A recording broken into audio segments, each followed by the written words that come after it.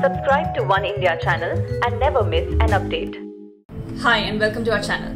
Since the beginning of the pandemic last year, we've been hearing scientists debate whether COVID-19 is airborne, and now a study published in the medical journal Lancet declares that it in fact is. Earlier, it was predominantly believed that COVID-19 spreads through tiny droplets or aerosols that are suspended in the air when an infected person talks, coughs, or sneezes. Now, 6 experts from UK, US and Canada have concluded that there's enough evidence to suggest that the virus is airborne. B-O-R-N-E born, not B-O-R-N, which means taking birth. Airborne means the virus remains suspended in the air for a few hours and poses a risk. This may happen typically in indoor settings that have low ventilation. Now let me take you through a few indicators, a few evidences the experts have given that suggests that this transmission is occurring primarily via the air route. This is why they say first example is that super spreading events are the primary drivers of the infection. Many people get infected via this super spreading event route, which means a large number of people gathering in a limited amount of space. The experts have studied human behavior, human interactions, and room sizes to conclude that super spreading events are in fact contributing majorly to the infections, and that is why they have decided that the virus is primarily spreading through the airborne route. The second example they give is of long-range transmission of SARS-CoV-2 virus, which means that it has been seen that in people who have been quarantined in hotel rooms, in different rooms at the same building, they have been infected and they've never come in contact or they've never been in each other's presence, and despite that they have been infected, and this can only be explained if the virus is being transmitted via the air route. Asymptomatic or pre-symptomatic transmission accounts for a majority of the infections.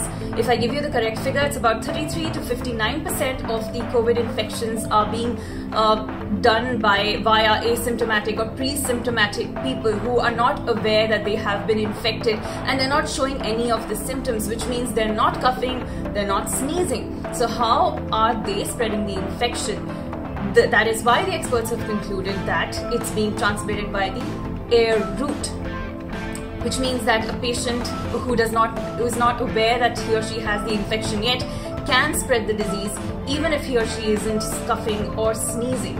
Just being in their presence and breathing without a mask can cause the disease. Now, another example is that there are infections that are originating in hospitals where the doctors are wearing PPE kits, and the PPE kits primarily protect against droplet infection, and yet these doctors, despite wearing the PPE kits, are getting infected. During laboratory experiments, the experts say that the pathogen, the virus, has been detected in the air and it remains suspended in the air. The pathogens in fact stayed infectious for up to 3 hours. That has been seen in scientific experiments. The virus has also been detected in air filters and building ducts in hospitals. There is no way for anything to reach these places and these heights if not through aerosols. And another thing that suggests that the virus is airborne is that there have been experiments where animals have been tested, animals infected with the SARS-CoV-2 virus. They've been caged in separate places and their cages were connected by air ducts, and it appears that the virus still spread to another cage via the air ducts. So it is believed largely now, at least according to these experts, that these examples indicate that COVID is primarily spreading through the airborne route. And now, if this study is accepted by the wider scientific community, then our fundamental approach to fighting this disease could change. Our safety protocols could change, our do's and don'ts could change. So if this study is in fact accepted by the scientific community at large, we see that going ahead in the future, there may be modified protocols. For now, of course, more experiments need to be done. This report will be researched by scientific peers, and until then, this is the finding, that COVID-19 is primarily airborne. We hope this video was informative, and if you liked it, don't forget to share and subscribe to our channel.